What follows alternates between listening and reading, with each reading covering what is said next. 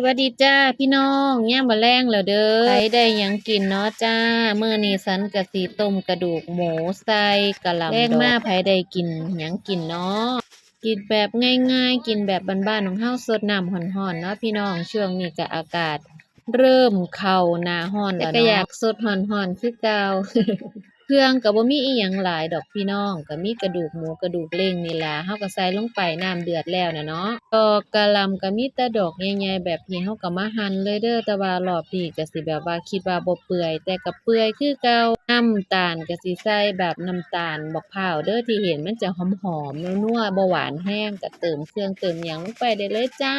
ผงนอกผงนัวรสดอกรสดีของเฮาน้ำมันหอกน้ำมันหอยเฮาก็ใส่ลงไปจ้า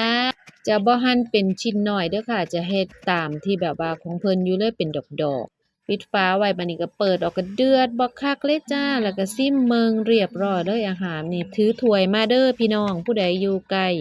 ฉันก็ว่าแซ่บเสยแล้วว่ะ